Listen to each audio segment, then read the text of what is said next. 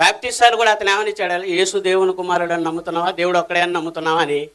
మరి ఆ రోజే నువ్వు యేసు కూడా దేవుడైతే యేసును కూడా నువ్వు ప్రభు అయిన దేవుడు, ఆయన తండ్రి అయిన దేవుడు అన్నావు కాబట్టి ప్రభు అయిన దేవుడు అని నమ్ముతున్నావా, అని చెప్పాలా లేదా? వీళ్ళ బోధలను కాస్త మనసు పెట్టండి, ఆలోచించండి.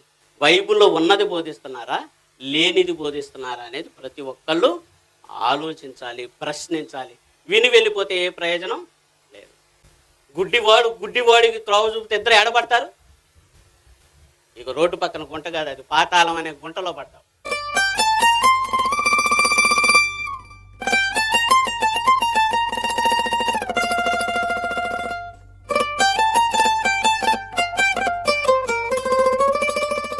ప్రియమైన దేవుని వారలారా, దేవుని మహాకృపను బట్టి, ఆయన ఉన్నతమైన ప్రేమను బట్టి ఈరోజు కూడా మరి ఆయన మాటలు వినే గొప్ప భాగ్యాన్ని దేవుడిచ్చినందుకు మనందరి తరపున దేవుణ్ణి స్తుతిస్తూ ఆయన పేరట కూడి వచ్చిన మీ అందరికీ శుభములు, వందనములు తెలుపుకుంటూ ఒక చక్కటి సందేశాన్ని ఈరోజు మనమే కాకుండా ఈ లోకంలో నలుదిక్కులకు వెళ్ళే ఈ వాక్యాలను నలుదిక్కులకు వెళ్ళుటకు దేవుడు మనకి ఈరోజు ఈ జ్ఞానాన్ని కూడా ఇచ్చాడు సెల్ ఫోన్ ద్వారాగా. మరి ఉపయోగించుకుందాం. ఆత్మీయ సమ్మేళనం అనగానే ఆత్మీయులు, దేవుని సంఘమైన మనమంతా మన సంఘాల్లో దేవుడు అంటే ఎలా భయభక్తులు కలగాలో చెప్పాలి అనుకున్నాను. కానీ చివరి రోజు కనుక మరి ఈరోజుతో అందరం మన ప్రదేశాలకు వెళ్తాం కనుక ప్రతి యవ్వనస్తులు, యవ్వన స్త్రీలు, మరి వాక్యాన్ని, దేవుణ్ణి ప్రేమించిన మీరు ఈ వాక్యాలని యూట్యూబ్ల ద్వారా కానివ్వండి, మరి మీ ఇంటి మధ్య ప్రకటించటం ద్వారా కానీ శీఘ్రముగా తీసుకెళ్ళాలి అనేది దేవుని ఆశ. తిమోతి, ఈ వాక్యం శీఘ్రముగా 108 కంటే వేగముగా ఈ వాక్యం వెళ్ళాలి. ఇప్పటికే మనం అడుగుపెట్టే లోపల అబద్ధం చుట్టొచ్చింది. మరి ఈరోజు మనం ఆలోచిస్తే ఈ సత్యం, ఈ దేవుని కుమారుడు ఎవరు అనే దాని విషయంలో ఒక్కడుగు ముందు కేసిన వ్యక్తి జానన్న అయితే, దాన్ని పట్టుకొని భగవాన్ దాస్ అన్న అనేక ప్రాంతాలు తీసుకెళ్ళి ఎంతమందిని సంపాదించాడో మీరు ఇక్కడ కూర్చోన్నలే కాదు, ఇంకా రాని వాళ్ళు బోల్డ్ మంది ఉన్నారు. కనుక దేవుడు తన దాసుల ద్వారా ఈ సత్యాన్ని తీసుకెళ్తున్నాడు. ఒక్క సంవత్సరంలోనే చూడండి, మనం పెట్టి ఆత్మీయ సమ్మేళనం 2వ సంవత్సరం, ఇంతమంది యవ్వనస్తులు, ఇంతమంది యవ్వన స్త్రీలు యేసు ప్రభు గురించి ఆయన చేసిన బోధను తప్పుపడుతున్నారని వీళ్ళు రోషం కలిగి సిద్ధపాటు కలిగి ఉన్నారు. సిద్ధపాటు కలిగి ఉండటమే కాదు, అబద్ధం ఈరోజు నలుదిక్కులు తిరుగుతుంది, సత్యం మాత్రం అక్కడే ఉంది అంటే కారణం మనమే. కనుక ఈ సత్యాన్ని తీసుకెళ్ళవలసిన బాధ్యత మనకుంది. అబద్ధం చెప్పేవాడే అంత ధైర్యంగా చెబుతుంటే సత్యం చెబుతున్నా నువ్వెందుకు భయపడుతున్నావు? అంటే నువ్వు వినుట మటుకు వింటున్నావు కానీ గ్రహింపనే లేదా? మనకి ఇర్మియా గారు చెప్తాడు ఒక మాట, ఒకసారి 5వ అధ్యాయం 21లో, మీరు కన్నులుండియు చూడకయు, చెవులుండి వెనకయు, వివేకము లేని మూడులారా నా మాట వినండి అన్నాడు కదా. బాగా ఆలోచించండి. ఈరోజు యేసును దేవుడు అంటున్నవాడు ఎవరో తెలుసా? మూర్ఖుడు, వినడు. ఈ రోజు నుంచైనా మనం బోధన ఎంత జ్ఞానంతో చేయాలో యేసు ప్రభు చెప్పాడు. తర్వాత పౌలు గారు కూడా చెప్పాడు. మనం ప్రశ్నేస్తున్నాం, సమాధానం ఇస్తున్నాం. అలాంటప్పుడు అతడు మూఢుడు కనుక ఏమంటాడంటే, లేదు నేను పట్టిందే రైటు, మరి ఇక్కడ ఎందుకు ఉందా అంటాడు. ఎవడి వీళ్ళకి తెలియదా? అక్షరము మిమ్మును చంపును. యేసు ప్రభును గొర్రె పిల్ల అని ఉందండి. గొర్రె పిల్లల దగ్గరికి వెళ్ళి, ఇందులో యేసు ప్రభు గొర్రె పిల్ల అన్నాడు కదా, ఏ గొర్రె యేసు ప్రభు అని ఎతుకుతామండి? సాతానుని ఘట సర్పం అనేసరికి ఇప్పటికీ సేవకులు ఏం చేస్తారు తెలుసా? వాళ్ళు పోతుంటే పాము ఎదురొచ్చింది, యేసు నామంలో నేను బంధిస్తున్నాను అంటున్నాడండి. అంటే సర్పము సాతానా? సర్పము యొక్క స్వభావము సాతానుదా? కనీస ఆలోచన లేదు. 1000 ఏండ్ల పాలన అంటాడు. 1000 అనగా దీర్ఘకాలమును సూచించుతున్నది. మనం పిల్లగాళ్ళని దీవించేటప్పుడు నాయన నూరేళ్ళు వద్దులురా అంటాడు. ఇంతకు వీడి ఆయుష్ ఎంత? 100 బతుకుతాడా? అంటే నువ్వు ఎక్కువ కాలం బతకాలి నాయన అని దాని భావం. నువ్వు అక్షరం ఉంది కదా అని చూసుకుంటే నీకు నేనేమంటానంటే నీకు ఆధ్యాత్మిక అంటే ఏమంటాడంటే, ఇప్పుడు మనం లోకంలో ఉన్న జ్ఞానానికను దేవుళ్ళో ఉన్న జ్ఞానానికి ఎంత తేడా ఉంటుందో చెప్తా. లోకంలో జ్ఞానం నేర్చుకోవాలంటే ఎక్కడి నుంచి ఆరంభించాలి? వాళ్ళ కాడ నుంచి నేర్చుకోవాలి. అవునా కదా? నువ్వు ఎంత పెద్దోడువైనా ఎవరైనా అక్కడికి వెళ్ళంలోని మొదటి ఆ, రెండో ఆ అమ్మా, కనీసం ఇది కూడా తెలియదు అంటాను. ఎవరికి?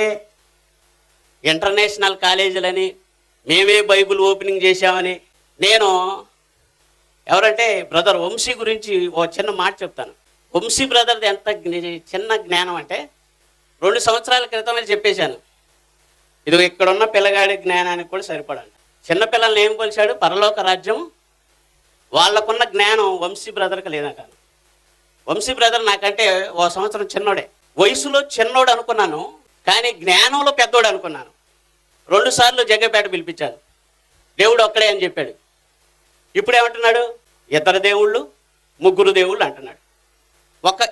ఈయన నేర్చుకోకముందు లోకంలో నానుడు ఏంటో తెలుసా? త్రియేక దేవుడు. బాప్టిస్టాలు కూడా అతను ఏమనిచ్చాడు? యేసు దేవుని కుమారుడు అని నమ్ముతున్నావా, దేవుడు ఒక్కడే అని నమ్ముతున్నావా అని. మరి ఆ రోజే నువ్వు యేసు కూడా దేవుడైతే యేసును కూడా నువ్వు ప్రభు అయిన దేవుడు, ఆయన తండ్రి అయిన దేవుడు అన్నావు కాబట్టి ఈయన ప్రభు అయిన దేవుడు అని నమ్ముతున్నావా అని చెప్పాలా లేదా? ఏమంటే ఒక బావి తవ్వించినప్పుడు నీళ్లు పడతాయి. పడితే చేదు నీళ్ళన్నా పడాలి, తీపి నీళ్ళన్నా పడాలి. ఇప్పుడు 2 కలిపి ఉన్నాయండి. కాసేపు చేదుకుంటేనే కాసేపు తీగునే అంటామా? అలా అనేవాడిని ఏమంటాం లేదా? మనస్కులు, 2 మనస్సులు. ఇతని బోధ ఎంత అమాయకత్వంగా ఉంటుందో ఇప్పుడు నేను చూపిస్తానండి. అర్థమవుతుందా? ఇతనికి ఏం తెలియదంటే ఆది కాండం నుంచి ప్రకటన గ్రంథం వరకు ప్రతి వాళ్ళు నేర్చుకోవాల్సింది ఏంటంటే బైబిలు అవునని చెప్పి కాదని చెప్పదండి. ఆయన అవునంటే అవును, కాదంటే కాదు. నమ్ముతారా?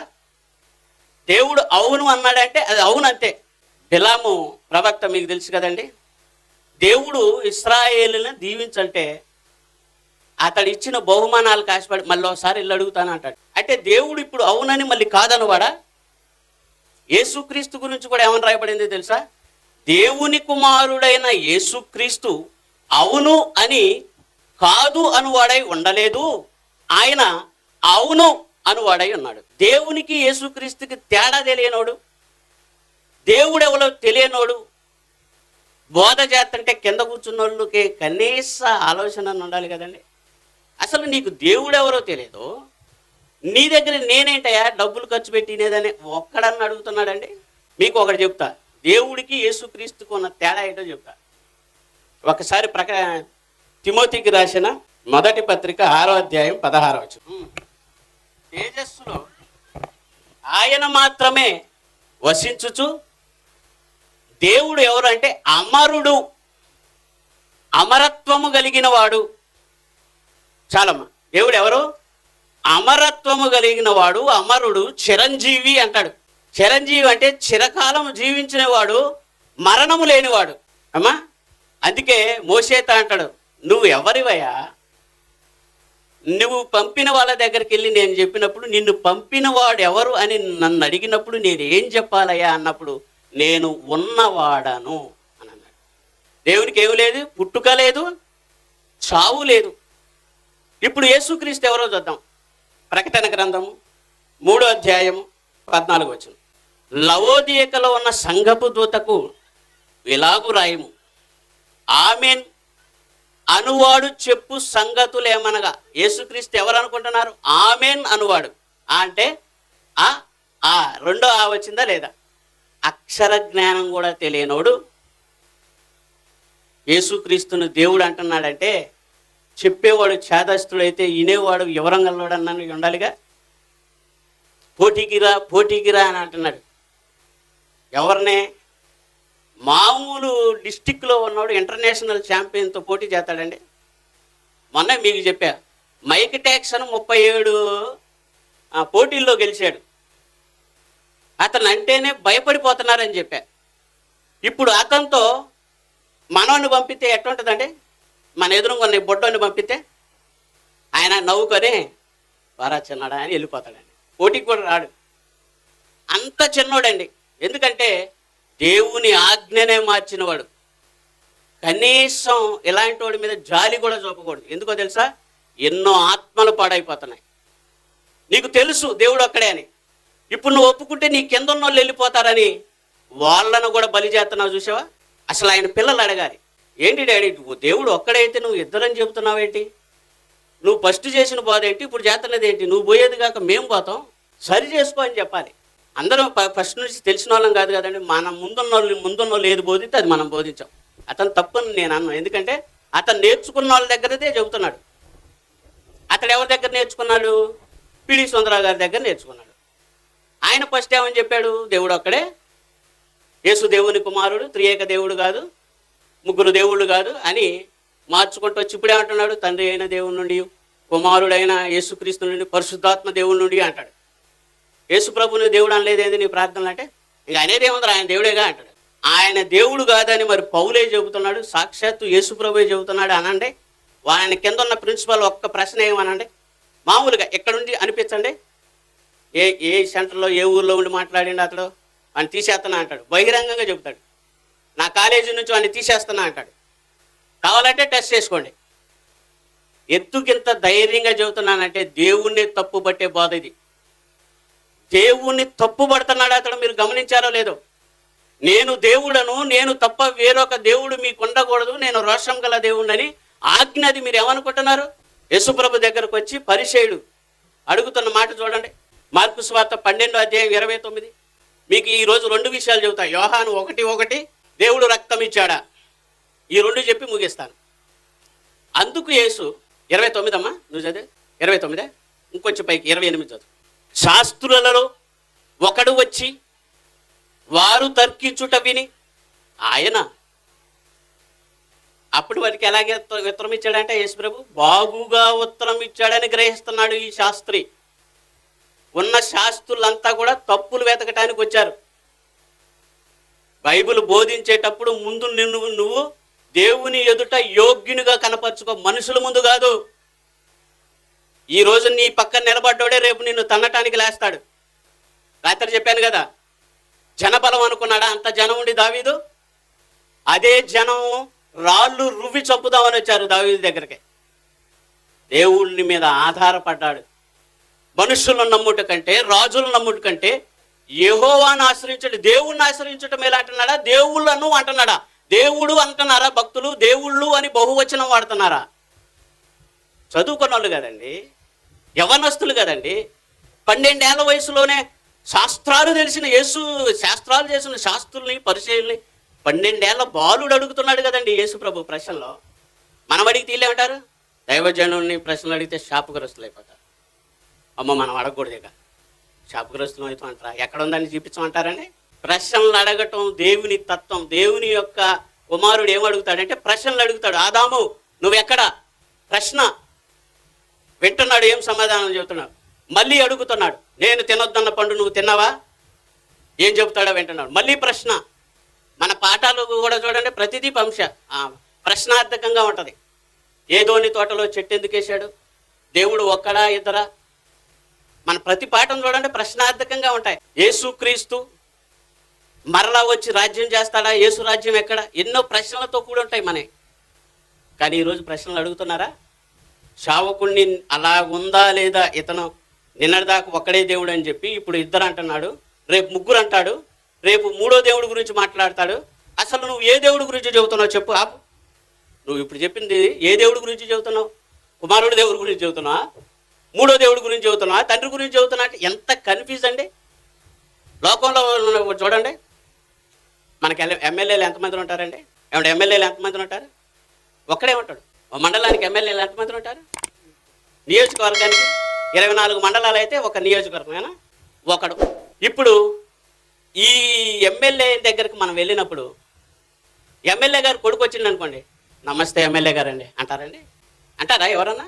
అప్పుడు ఆయన నవ్వి, కుమారుడు నవ్వి, నేను కాదు ఆయన మా నాన్నండి ఎమ్మెల్యే. ఇది యథార్థత, సత్యం. ఎవరో కూడా ఎమ్మెల్యే కొడుకుని ఎమ్మెల్యే అంటారు, రాజు కొడుకును కూడా రాజు అంటారు. ఎందుకో తెలుసా? ఆయన రాజుగా అభిషేకించాలంటే ఈ రాజు చచ్చిపోవాలి, లేదా ఈ రాజు ముసిలివ్వాలి. ఏదో 4 ఇంగ్లీష్లో మాట్లాడేసరికి పెద్ద సేవకుడు అండి, ఇంగ్లీష్లో చెబుతాడండి, ఇంగ్లీష్ స్పీచ్ అండి ఆయన. ఇది ఎట్లా ఉంటుంది అంటే ఒకడు సిగరెట్ తాగుతున్నాడు. ఏంటో ఏడ నలుగురిలో సిగరెట్ తాగుతున్నాం, మరి జన సమూహంలో ఉన్నప్పుడు ఈ ధూమపానం చేయకూడదన్నారు అని అంటే ఆయన ఏమన్నా తెలుసా, ఇది ఏమన్నా బిడి అనుకుంటున్నావా, సిగరెట్ దీని కాస్ట్ ఎంత అంటున్నాడు. పక్కకెళ్ళి పోలీసులు వస్తే లాక్కెళ్తారు తెలుసా అన్న. ధూమపానం మద్యపానం బహిరంగ స్థలాల్లో చేయకూడదు, లాక్కెళ్ళిపోతారు, ఫైన్ వేస్తారు. అదేమన్నా సెంటా, నీతో పాటు 4 కూర్చొని బాగుంది బ్రదర్ కాసేపు కూర్చోండి, టీవీలో చూపిస్తున్నారు. ఏంటో తెలుసా, రా రా రా రా దగ్గరకి రా రా పిలగండి. ఎందుకు? మంచి స్మెల్, కంఫర్ట్. ఎక్కడికన్నా ఎలాంటి మీటింగ్కి వెళ్ళినప్పుడు కంఫర్ట్ ఎక్కువ దట్టెత్తుంటుంది మా సహకారి. ఎందుకనంటే 4 కూర్చుంటారు, మంచి వాసన. ఇతను అట్లా అంటున్నాడు. ఇప్పుడు ఒక ఎమ్మెల్యే కొడుకుని ఎమ్మెల్యే అని మనం అన్నప్పుడు దేవుని కొడుకుని దేవుడు ఎలా అంటాం? ఇది ఏ నీతో తెలుసా? లోకనీతి. కుక్క పిల్లను కుక్కే అంటాం. ఈ లోకనీతిలో కూడా దేవుని కొడుకుని దేవుడు అనరండి. ఎందుకంటే దేవుడు అన్నప్పుడు మళ్ళీ ఇంకొకళ్ళ దేవుడు ఏంటండి? మీరు ఎవరి దగ్గరికి వెళ్ళి మాట్లాడిన ఏమంటారు తెలుసా? ఏమంటే దేవుడు దయ వల్ల అంటారు, కానీ దేవుళ్ళు దయ వల్ల అంటారండి ఎవడన్నా? ఎవడి దేవుని దయ వల్ల బాగున్నాను అంటాడా? దేవుళ్ళు దయ వల్ల బాగున్నాను అంటారా? ఇప్పుడు మరి ఈ వంశీ బ్రదర్ దగ్గరికి వెళ్ళి బ్రదర్ బాగున్నారా అని వంశీ ఏది మాట్లాడినా దేవుళ్ళు దయ వల్ల బాగున్నానండి అన్నాడు. ఎంత కన్ఫ్యూజ్ అయిపోతాడండి. అదేం తమ్ముడు అట్టన్నావు అంటాడు, గబుక్కుని అంటాడు. నువ్వే కదన్నా 3 దేవుళ్ళు అన్నావు, మరి ఆ దేవుళ్ళను కూడా జ్ఞాపకం చేసుకోతే వాళ్ళు ఫీల్ అవరా? ఇంతకీ ఏ దేవుని దయ వల్ల బాగున్నావు తమ్ముడు అనాలిగా. 2 రాజులు ఉన్నారనుకోండి, ఏమంటే ఆ రాజ్యం నిలబడుద్దా? వీళ్ళు కొట్టుకోవటమే సరిపోద్ది. 2 రాజులు ఉంటే ఏమంటారు తెలుసా? ఒక రాజ్యానికి 2 రాజులు ఉండరు, వీళ్ళు కొట్టుకోవటమే సరిపోద్ది. కనుక మనం ఆలోచిస్తే ఇక్కడ ఒక మంచి పాయింట్ ఉంది. ఎవరైనా వాక్యం చెప్పాలి అంటే ముఖ్యంగా ఒకటి గుర్తుపెట్టుకోవాలి. అది ఈరోజు మీకు చూపిస్తా. అపోస్తుల కార్యములు 26వ అధ్యాయం 26, 22 నుంచి. అయినను నేను, పౌలు గారు ఏం మాట్లాడుతున్నాడు గమనిస్తున్నారండి. నిన్న తమ్ముడు లవ్లీ కూడా చెప్పాడు. మనం అక్కడ ఏదన్నా విషయం ఉంటే ఒకటే చెప్తాం, ఆ సెంటెన్స్ పూర్తయ్యేంత వరకు 3 ముక్కలుగా 4 ముక్కలుగా ఉంటే దాన్ని విడమర్చి చెప్పాలి. అది జ్ఞానం. చక్కగా విడమర్చి చెప్పాడు. ఎప్పుడు బుద్ధి వచ్చింది? వెంటనే రాలేదు. అతనికి బుద్ధి వచ్చినప్పుడు వచ్చి అని సింపుల్గా చెప్తాడు. అక్కడ జరుగుతున్న సందర్భం అంతా మనం ఆలోచించాలి. ఇప్పుడు ఏమంటున్నాడు? అయినను నేను దేవుని వలనైనా అంటాడేటండి. అంటే పౌలు గారు మాట తప్పు అయిపోతుంది. ఇప్పుడు మన వంశీ బ్రదర్ మాట రైట్ చేస్తే ఎవరు తప్పు అవుతాడో తెలుసా? పౌలు తప్పు అవుతాడండి. నేనేమనాలి? దేవుళ్ళు అని చెప్పాలి. యేసు ప్రభు కల్లారా చూశాడు, ఆయన బోధ విన్నాడు, ఆ అపోస్తులు చెప్పినవన్నీ కూడా విన్నాడు. ఇప్పుడు ఈయన ఏం మాట్లాడుతున్నాడంటే దేవుని వలనైనా అంటున్నాడు. అంటే దేవుళ్ళు అనే ఈ బహువచనాన్ని రాయట్లేదు ఆయన.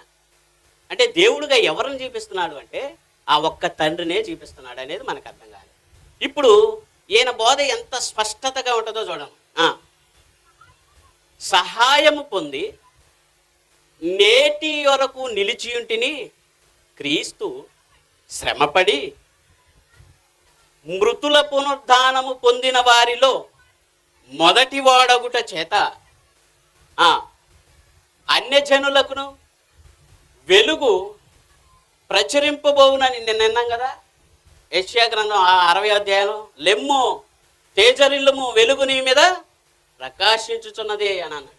ఇప్పుడు అది కూడా జ్ఞాపకం చేస్తా, ప్రవక్తలను మోషేయు ముందుగా చెప్పినవి కాక మరి ఏమీ చెప్పక అల్పులకును ఘనులకును సాక్ష్యమిచ్చుచుంటేని అంటున్నాడు. అందులో ఎవరన్నా అల్పులు ఘనులకు సాక్ష్యం ఇస్తున్నాడు. ఏమని?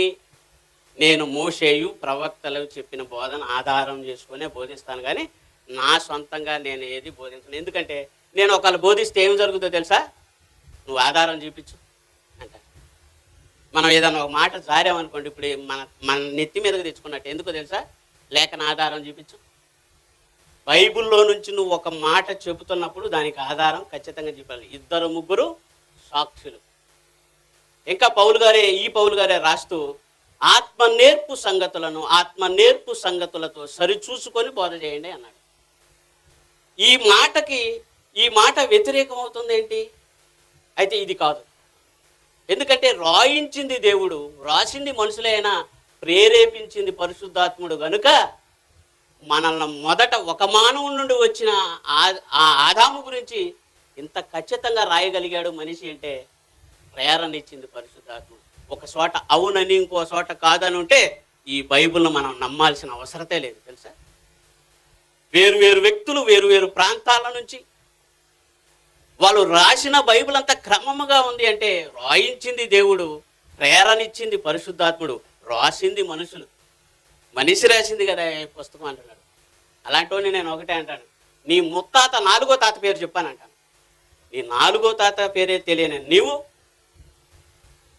నువ్వు మనుషులు రాసిందని అంటే మరి ఆది కాండం సృష్టి ఆరంభంలో జరిగిన చరిత్ర, సృష్టికి ముందు యేసుక్రీస్తు దేవుని యొద్ద ఉన్న చరిత్ర మానవుడు రాయగలుగుతున్నాడంటే దీనికి దేవుని సహాయం ఖచ్చితంగా ఉంది. నేను వినను అంటే వదిలేయండి. ఈ రోజు నుంచి మనం నేర్చుకోవాల్సింది ఏంటంటే చెప్పి రండి అంతే. ఎందుకంటే చెప్పటంలో ఏముంది, మనం ప్రశ్నిస్తున్నాం, జవాబు చెప్పతున్నాం, నువ్వు సరి చేసుకోవాలంతే. అందుకే తిమోతితో అంటాడు, తిమోతి వాదములు పెట్టుకోవద్దు, 1కి 2 సార్లు చెప్పావు కదా, వదిలేసి. ఈ జనం ఎలాంటి వాళ్ళు అంటే ఒక్కర జనం. పేతురు చెబుతాడు, ఈ ఒక్కర జనానికి వేరైపోండి, మీరు మూర్ఖులకు ఈ తరం వారికి వేరైపోండి. వీళ్ళు వినరు, తెలుసు, కానీ తెలియదు అనుకోమాకండి, తెలుసు. కానీ ఇప్పుడు నేను మొదట యేసు ప్రభు దేవుడు అని చెప్పి నేను ఇప్పుడు కాదంటే ఈ జనం అంతా అంటారు, ఓ ఇన్నాళ్ళు మనల్ని భలే మోసం చేసిను, ఇంకా నీ దగ్గర ఏంది ఇదేదని చెప్పేసి వెళ్ళిపోతారు. అవునా కదా? ఆయన దగ్గర నేర్చుకుంటున్నటువంటి భగవాన్ దాస్ అన్నకి సమాధానం చెప్పలేనోడు, దేవుడు ఆజ్ఞను తప్పు పట్టేవాడు, అతని దగ్గర పోయి నువ్వు కూర్చొని వింటున్నావు అంటే గుడ్డివాడికి త్రోవ చూపితే ఇద్దరు ఏడబడతారు. ఇక రోడ్డు పక్కన గుంట కాదు, అది పాతాళం అనే గుంటలో పడతావు. ఈ సహోదరుడు వాళ్ళని ప్రేమించి, మాలాంటి వాళ్ళు ప్రేమించి లాగుతున్నాం. నాకు వంశీ బ్రదర్ అంటే చాలా ఇష్టం. ఎందుకు? కూటి కోసం, పదవి కోసం. డైరెక్టర్ అనిపించు అనొచ్చండి. డైరెక్టర్, ప్రిన్సిపల్, అడిషనల్ డైరెక్టర్, ఏంటో పదాలు, అది సినిమా భాష. తెలుసా మీకు? డైరెక్టర్ గారు వస్తున్నారు, అసిస్టెంట్ డైరెక్టర్ గారు వస్తున్నారు, అడిషనల్ డైరెక్టర్ గారు వస్తున్నారు. ఏంటో భాష? బైబిల్ భాష ఏంటి? సేవకులు, కాపరులు, అధ్యక్షులు, పెద్దలు, సువార్తికులు, గాయకులు. ఎంత మర్యాద ఉందండి. మీరు బైబిల్ అంతా చూడండి, పాత నిబంధన నుంచి మొదలు పెట్టుకుంటే కొత్త నిబంధన చివరి పుస్తకం వాళ్ళకు నీ దాసుడనయ్యా అని అంటారు. యేసుక్రీస్తు దాసుడను. ఏ పత్రిక అయినా చదవండి, యోధా పత్రిక కూడా. యోధా గారు ఏమన్నారు యాక్చువల్గా? ఏమంటే యేసు ప్రభు ఎవరు అనుకుంటున్నారు? మా అన్నయ్య. తెలుసా మీకు? మా అమ్మకి పెద్ద కొడుకు అనొచ్చా లేదా? రక్త సంబంధం. లోకంలో ఉన్న వాళ్ళు ఏం చెబుతారు? కలెక్టర్ గారు ఎవరు అనుకుంటున్నావు? మా అన్నయ్య. కానీ ఆయన ఏమని రాస్తుంటాడో తెలుసా? యోధా పత్రిక మీరు చదువుకోండి. యేసుక్రీస్తు దాసుడను అని రాస్తాడు. మా చర్చి మీద యేసుక్రీస్తు దాసుడను అని రాసుకుంటాడు, డైరెక్టర్ని. ఇదే మన కొంప ముంచేసింది. ఇక నీకు ఆ గర్వం పెరిగిపోతుంటుంది. దీన్ని నేను స్థాపించాను, దీని డైరెక్టర్ని నేను. 4 రోజులు ఉండిపోయే నీకు ఎందుకయ్యా అవన్నీ? నీకు ముందు యేసుక్రీస్తుని చూపించు. నీ భర్త ఆయన. భార్యకు అమ్మ నీ భర్త పేరేం పేరంటే ఏం చెప్పాలి? శిరస్సు ఆయన, మనకు శిరస్సు ఆయన. ఆయన కూడా చూడండి, ఆయనకు శిరస్సు ఉన్నాడు. యేసుక్రీస్తుకు శిరస్సు దేవుడనియు. ఇవన్నీ మరి అడగరా అతన్ని?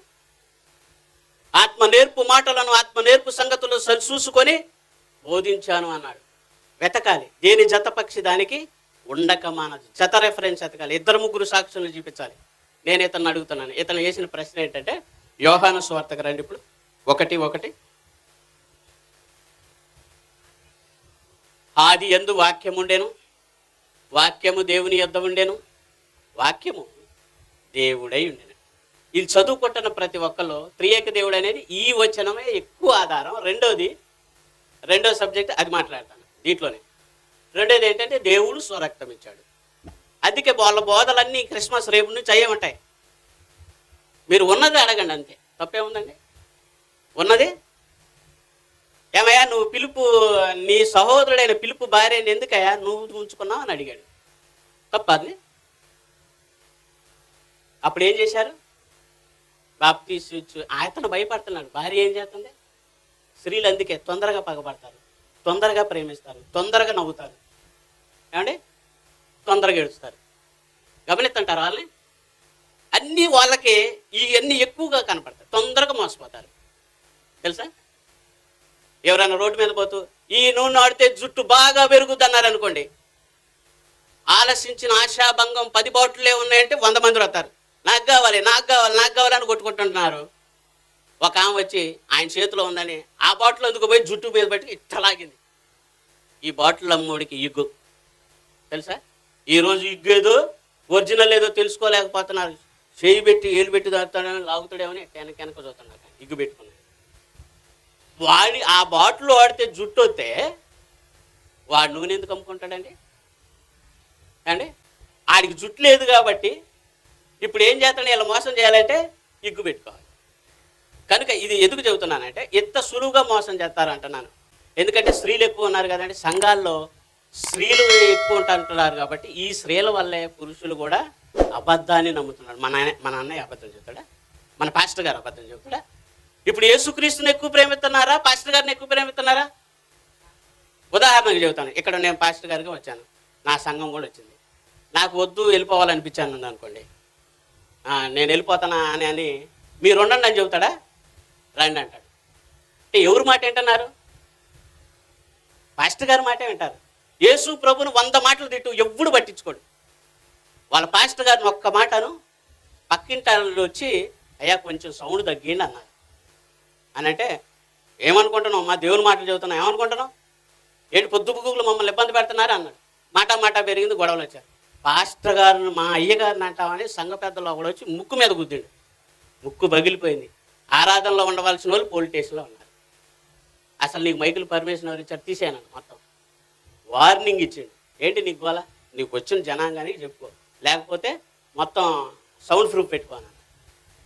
ఇప్పుడు ఉన్నది పోయిందా? వాళ్ళు అడిగినది పరీక్షల టైంలో కాస్త సౌండ్ తగ్గియ్యా అంటారు.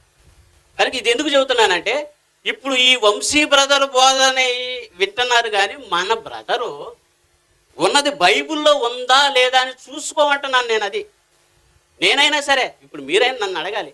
ఇప్పుడు ఈ ప్రసంగం బయటికి వెళ్తే అతని అనుచరులు నా మీద ఫైర్ అవుతారే తప్ప, అవును నిజమే బ్రదర్ ఏంటి ఇద్దరు దేవుళ్ళు అంటాడేంటి, బైబిల్ ఒప్పుకోవట్లేదు కదా, ఆ బ్రదర్ కరెక్ట్గా చెబుతున్నాడు అని అనుకుంటారండి. ఈ జ్ఞానం ఉన్నాడు. అందుకే నేను ఏదైనా మాట్లాడాను, ఏదైనా వచ్చి నాతో మాట్లాడటానికి వస్తే నేను చెప్పాను కదా, ప్రశ్న వేశాను, జవాబు ఇచ్చాను. ఇంకేంటి? నువ్వు నమ్మితే రక్షింపబడతావు, నమ్మకపోతే పోతావు. ఇందులో నా బాధ్యత నాదేముంది? నేను వెళ్ళిపోతాను, పెద్ద సమాధానాలు చెప్పను, పట్టించుకోండి. యేసు ప్రభు పౌలు చేసిన బోధ అదే. చెప్పుకుంటూ వెళ్ళిపోతే ఈ సువార్త విస్తరించింది. ఆయన ముందు రా డిబేట్ చేద్దాం రా, అసలు నాది రైటో నీది రైటో అంటే తెగుద్దండి. ఏ మీటింగ్లోనన్నా తెగిందా? డిబేట్ చేస్తాడు. ఎక్కడి నుంచి మరి ఎక్కడ ఎందుకు ఉంది, అక్కడ ఎందుకు ఉంది అంటాడు తప్ప దీని మీద నుంచి మాట్లాడు. ఇప్పుడు నేను దీని గురించే మాట్లాడతాను. ఏమంటున్నాడు? ఆది యందు వాక్యం ఉండేను, వాక్యము దేవుని యొద్ద ఉండెను, ఆ వాక్యము శరీరధారి అయి. వాళ్ళు ఇది చదువుకొని దేవుడే మానవాకారం ఎత్తి వచ్చాడు అంటున్నాడు. దీన్ని బట్టి వాళ్ళు రైట్ అనుకుంటున్నారు. కానీ దేవుని యొద్ద దేవుడు ఉన్నాడా? అది మన ప్రశ్న.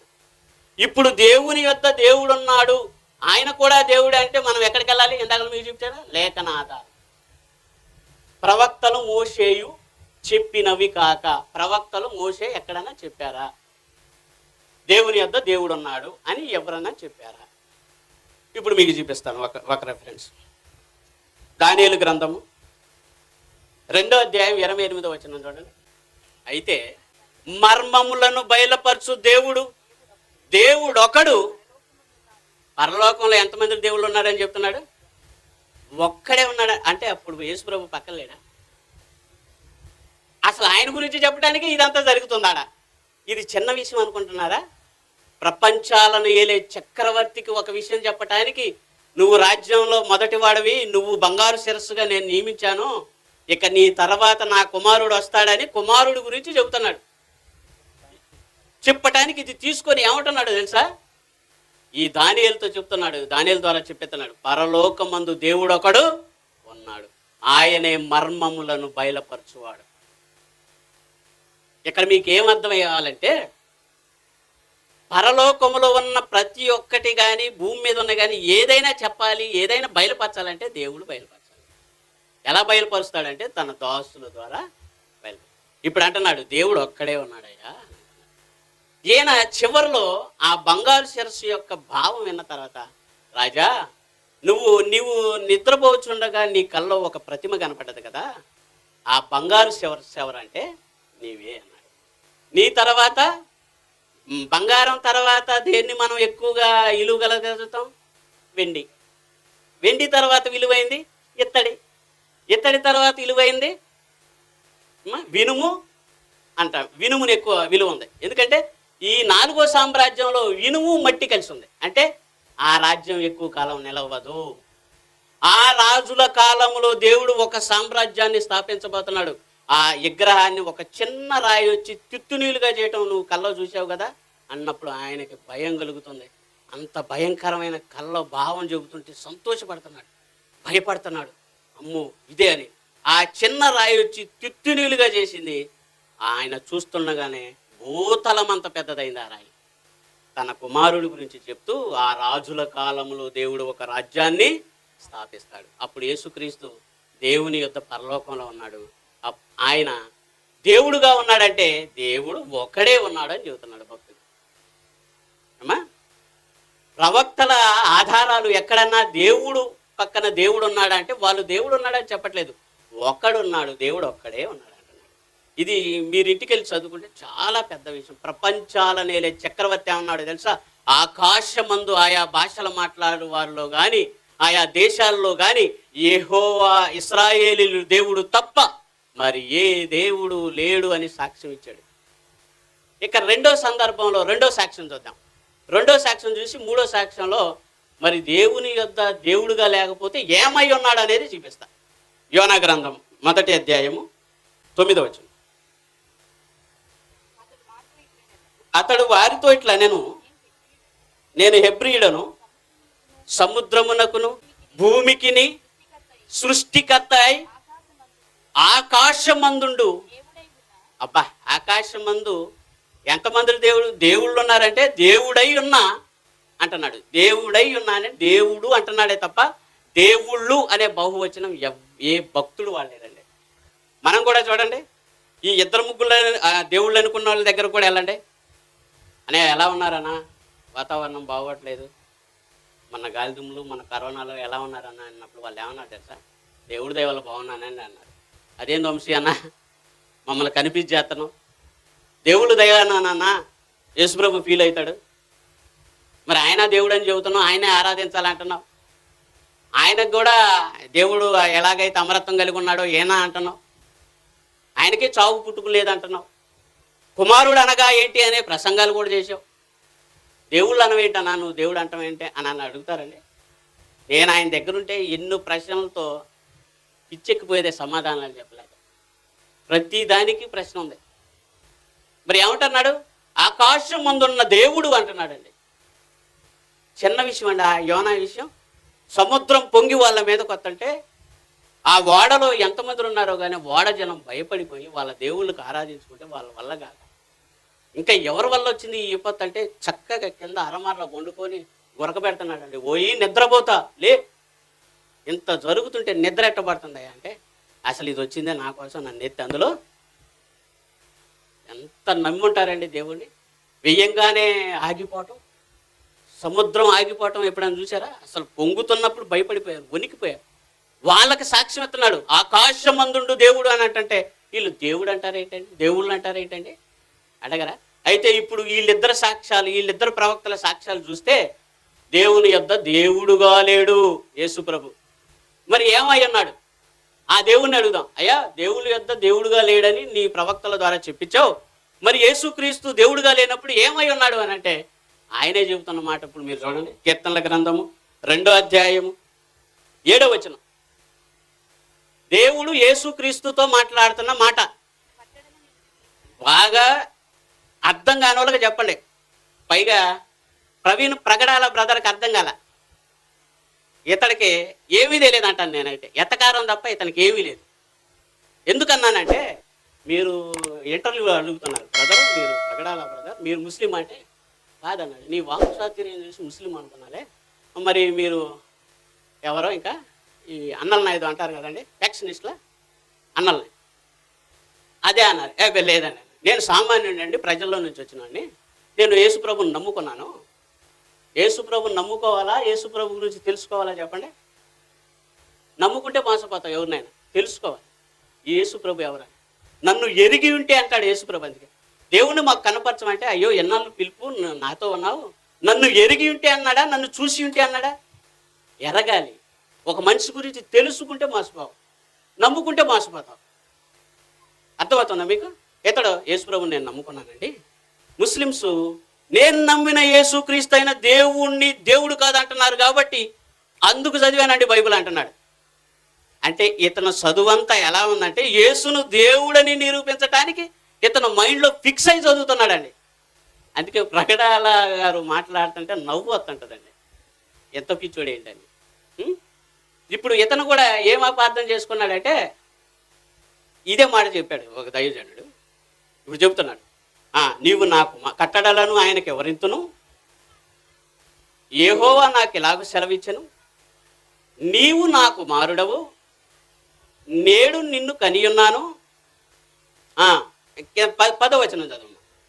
కుమారుణ్ణి ముద్దు పెట్టుకోండి, లేని ఎడల ఆయన కోపించును. ఇప్పుడు చెబుతున్నాడు, దేవుని యొద్ద యేసుక్రీస్తు ఏమై ఉన్నాడంటే దేవుని కుమారుడై ఉన్నాడు.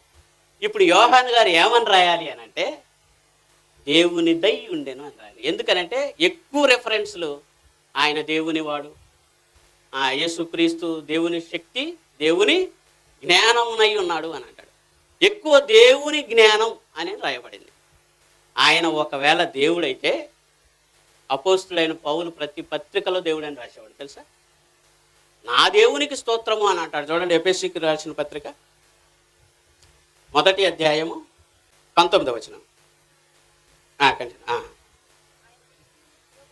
ఆయన క్రీస్తునందు వినియోగపరిచిన బలాతిశయమును బట్టి విశ్వసించు మనయందు ఆయన చూపుచున్న తన శక్తి యొక్క అపరిమితమైన మహాత్యం ఎట్టిదో మీరు తెలుసుకొనవలెనని మన ప్రభువైన యేసుక్రీస్తు యొక్క దేవుడైన మహిమాస్వరూపియగు తండ్రి అంటున్నాడు.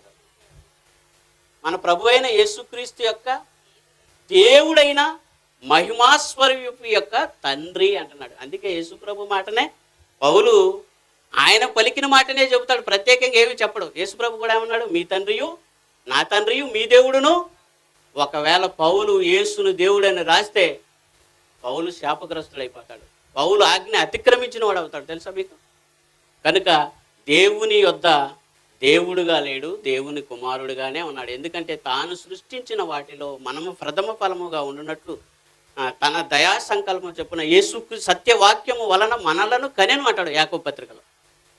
అర్థమవుతుందా? ప్రకృతిలో ఉన్నవన్నీ కూడా మాటతో కలిగిన మనల్ని మాత్రం యేసుక్రీస్తు కూడా మనం సృష్టింపబడేటప్పుడు ఉన్నాడు అని చెబుతున్నాడు. అందుకే ఆయన ఆది సంభూతుడు అని ప్రస్తావిస్తాడు. సృష్టికర్త వేరు, సృష్టి రాశి వేరు. సృష్టింపబడిన వాటిలో ఒకడు యేసుక్రీస్తు, అంతేగాని సృష్టికర్త కాదు. ముందుగా పుట్టినవాడు, పరలోకంలోనే పుట్టినవాడు అని కీర్తనాకారుడు చెప్పాడు. ఏమని చెప్పాడు? నీవు నా కుమారుడవు, నేడు నేను నిన్ను కని ఉన్నాను. ఇదే మాట మనకు అపోస్తుల కార్యాల్లో కూడా ఎత్తి మాట్లాడతాడు. అది అవసరం లేదు. కనుక వీళ్ళ బోధలను కాస్త మనసు పెట్టండి, ఆలోచించండి. బైబిల్లో ఉన్నది బోధిస్తున్నారా, లేనిది బోధిస్తున్నారా అనేది ప్రతి ఒక్కళ్ళు ఆలోచించాలి, ప్రశ్నించాలి. విని వెళ్ళిపోతే ఏ ప్రయోజనం లేదు. అందుకే ఇక్కడ ఎవరు వచ్చినా ప్రశ్నించే వాళ్ళంటే ఇష్టపడాలి. మనం ప్రశ్నించాలని చూసి ఎంతని ఏంటండి అంటాడు. ప్రశ్నించేవాళ్ళు, తెలుసుకోవాలనే వాళ్ళు ఎక్కువ ఉంటారు. తక్కువ మంది ఎవరు ఉంటారంటే తప్పులు పట్టడానికి వస్తారు. అది మంచి పద్ధతి కాదు. కనుక వాక్యానికి విరుద్ధంగా చెప్పినోడు పెద్దోడైనా చిన్నోడైనా సరే ప్రశ్నించండి. బైబిల్ ఎలా ఉంటే మీరెందుకు అలాగని మనమే ప్రశ్నించడం నేర్చుకోవాలి.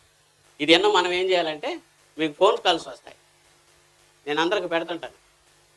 ఈ ఫోన్ చేసిన వాళ్ళతో మీకున్న జ్ఞానంతో బైబిల్లో ఉన్న దాంతో మాట్లాడండి. ఇక రెండోది ఏంటంటే, యేసువే దేవుడు, దేవుడే భూమి మీదకి శరీరధారిగా వచ్చాడంటానికి రెండవ కారణం, బలమైన కారణం ఉంది. అదే అపోస్తుల కార్యములు 28వ వచనం చూద్దాం. దేవుడు తన స్వరక్తమిచ్చి సంపాదించిన సంఘమును కాయుటకు అంటున్నాడు కదా. ఇప్పుడు ఎవరిచ్చారు రక్తాన్ని? సర్వమానవాళి కొరకు. మరి ఎవరి రక్తం వచ్చింది అని అంటే, ఇక్కడ ఉన్న దాన్ని బట్టి చూస్తే దేవుడిచ్చాడు అని ఉంది. అంతే ఉందా? అక్కడ 4 అంకె ఒకటేసి పుట్టినోట్లో ఎవరు అని చెబుతున్నారో చూడండి. ఇప్పుడు ప్రభువా రక్తం ఇచ్చింది, దేవుడా? చెప్పండి. పుట్టినోట్లో ఉండాల్సిందేమో ఎక్కడ ఉండాలి, అది మిస్ అయ్యి కింద పెట్టేసరికి వీళ్ళు ఏమనుకుంటున్నారంటే దేవుడే రక్తం ఇచ్చాడు. ఈడుందగా, ఈడే అసలు ఎందుకు వచ్చింది? ఏమన్నా పుట్టినోట్లో ఎవరైనా ఏమైనా ఇచ్చాడన్న ఆలోచన ఉందా? మళ్ళీ ఏమండి ఆడున్నది మేము నమ్ము అనుకుంటే, యోబు గ్రంథంలో దేవుని దూతలు అన్న చోట పుట్టినోట్లో ఒక అంకేసి కుమారులు అని ఉంటుంది, కుమారులు అన్న చోట పుట్టినోట్లో దూతలు అని ఉంటుంది. ఇప్పుడు ఆడుంద కనుక వాళ్ళని దేవుని కుమారులు అనొచ్చా? హెబ్రీ గ్రంథకర్త ఏమన్నాడు? నీవు నా కుమారుడవు, నేడు నేను నిన్ను కని ఉన్నానని ఆ దూతలతో ఎవరితోనైనా ఎప్పుడైనా నువ్వు చెప్పినా, నా పిల్లలకు సేవ చేయడానికి సృష్టించబడిన వాళ్ళు కదా మీరు అని అడిగాడు. కుమారుని గూర్చైతే అని మళ్ళీ ఆయన గురించి సపరేట్గా మాట్లాడు. కనుక ఇంత జ్ఞానంతో మనం ఆలోచిస్తే, యేసుక్రీస్తు రక్తం ఇచ్చింది దేవుడా అంటే, ఇక్కడ ఉంది కనుక దేవుడే ఇచ్చాడు, దేవుడే భూమి మీదకి వచ్చాడు, మానవ అవతారం ఎత్తి వచ్చాడు. మీ గ్రంథాల్లో కూడా ఉంది చూడండి అని వాళ్ళ గ్రంథాల్లో దోతున్నాడు. వెళ్ళొచ్చండి వాళ్ళ గ్రంథాల్లో. యేసు దేవుని కుమారుడని, ఆయన వలనే నిత్య జీవాన్ని మీరు నమ్మునట్లు ఇవి రాయబడ్డావా అవి రాయబడ్డాయా చెప్పండి. ఒకవేళ అందులో కూడా యేసు ప్రభువు ఉన్నాడు అంటే అవి పరిశుద్ధాత్మ ప్రేరణతో రాయబడినాయా? నాకు సమాధానం చెప్పాలి అండి. పరిశుద్ధాత్మ ప్రేరణతో రాయబడిన ఇవా? నా తండ్రి నన్ను గూర్చి సాక్ష్యం ఇచ్చుచున్నాడు, లేఖనముల యందు మీకు నిత్య జీవము కలదని తలంచుచు వాటిని పరిశోధించుతున్నాడు, అవే నన్ను గూర్చి సాక్ష్యం ఇస్తున్నాయంటే ఈ పుస్తకం బైబిలే సాక్ష్యం ఇస్తుందా? వాళ్ళ గ్రంథాలు కూడా సాక్ష్యం ఇస్తున్నాయా? వాళ్ళ గ్రంథాలు నీకెందుకు? మీ గ్రంథాల్లో ఉంది మా యేసు ప్రభు మానవ శరీరంగా వచ్చాడు, ఆయన ద్వారానే రక్షణని, వచ్చిన ఆయన దేవుడని. వాళ్ళ గ్రంథాల్లో నీకేం పని? ఏమంటే వాళ్ళ గ్రంథాలతో మనకేం పని చెప్పండి. ఇప్పుడు యేసుక్రీస్తు రక్తం ఇచ్చాడు, సరే దేవుడే ఇచ్చాడని ఉంది, దేవుడే రక్తం ఇచ్చాడని ఉంది కదా. ఇప్పుడు చూద్దాం యేసు ప్రభు చెబుతున్నాడు ఎవరు రక్తం ఇచ్చాడు అనేది. ఆయన మాట విందాం. హెబ్రీ పత్రిక 10వ అధ్యాయం 5వ వచనం. కాబట్టి ఆయన ఈ లోకమందు ప్రవేశించినప్పుడు ఇలాగూ చెప్పుచున్నాడు, బలియు అర్పణయు నువ్వు కోరలేదు, నాకు ఒక శరీరమును అమర్చితివి, పూర్ణ హోమములను పాప పరిహార్థ బలులను నీకు ఇష్టమైనవి కావు. అప్పుడు నేను నీ గ్రంథపు చుట్టలో నన్ను గూర్చి రాయబడిన ప్రకారము, దేవా నీ చిత్తము నెరవేర్చుటకు ఇదిగో వచ్చి ఉన్నాను అన్నాడు. దేవా ఇదిగో వచ్చి ఉన్నాను అన్నాడు. శరీరాన్ని అమర్చింది ఎవరంట? నాకు ఒక శరీరమును అమర్చితివని యేసుప్రభు అంటున్నాడు దేవుణ్ణి. ఇప్పుడు ఈ శరీరంలో రక్తము మాంసం లేదా? మరి ఆయన రక్తం స్పెషల్గా ఉంది, మరే రక్తం అంటకుండా పెంచుతున్నాడు. దేవుడికి సాధ్యమైనది ఏదైనా ఉందా అని ఇట్లా చేయి పెట్టుకొని చెబుతున్నాడు. ఏదో మర్మం చెప్పినట్టు. ఎవరో షాలోం రాజు ఇట్ట పెట్టాడండి పోజులు ఎత్తండు. అసలు ఏమన్నా అర్థమవుతుందా నీకు? ఆడేమని ఉంది? నాకు ఒక శరీరమును అమర్చితివి. అమర్చబడిన శరీరాలతో వచ్చిన వాళ్ళమే మనం భూమి మీదకి. ఇప్పుడు ఈ శరీరంలో ఏముంది? రక్తము మాంసం ఉంది. ఇదే మాట మళ్ళీ హెబ్రీ కథ రాశాడు, మీరు చదవ. ఆయన కూడా రక్త మాంసములలో పాలివాడాయను. ఆయన రక్త మాంసాల్లో పాలివాడు అన్నాడు కదా. ఏ స్వభావం ఉంది ఆయనలో, ఆయన రక్తంలో అంటే అబ్రహాము సంతాన స్వభావము ధరించుకున్నవాడై అని అంటాడు. మరి ఆయన శరీరంలో కూడా పాపం చేసే అవకాశం ఉందా అని అంటే ఉందంటున్నాడు. రోమీలకు రాసిన పత్రిక 8వ అధ్యాయం 4వ వచనం. ఆయన పాప శరీరాకారమందు పుట్టి, రక్తానికి ఉన్న గుణం ఏంటంటే రెచ్చగొట్టుద్ది. ఈ శరీరానికి ఉన్న గుణం ఏంటంటే ఈ శరీరం మట్టిలో నుండి వచ్చింది కాబట్టి మట్టిలోకి వెళ్ళటానికి ఆశ కలిగి ఉంది. అందుకే మట్టిలో ఉన్న వాటిని కోరుకుంటుంది. ఆడపిల్ల కూడా చూడండి, పుట్టింటి నుంచి అత్తారింటికి వచ్చింది అనుకోండి, మళ్ళీ పుట్టింటికి వెళ్ళాలని అంటే ఎగురు గంతేసి సంతోషపడుద్ది, కాసేపట్లో తను రెడీ అవుతుంది. ఎందుకు? అక్కడి నుంచే వచ్చింది కనుక. ఈ మట్టి శరీరం కూడా మట్టిలోకి వెళ్ళాలని ఎందుకు ఆశపడుతుంది? నేను అక్కడి నుంచి వచ్చానని. లోపల ఉన్న ఆత్మ పరలోకానికి తండ్రి యొద్దకు వెళ్ళాలని ఎందుకు ఆశపడుతుంది అంటే నేను అక్కడి నుంచి వచ్చాను కనుక. కనుక శరీరాన్ని దేవుడిచ్చాడు, యేసు ప్రభువు కూడా ఇచ్చాడు. ఎలాంటి శరీరం ఇచ్చాడు అంటే పాప శరీరాకారంతో పంపాడు. పాపము లేని ఆకారంతో పంపితే ఏమైపోతాడు తెలుసా? దేవుడు స్వార్థపరుడు అవుతాడు.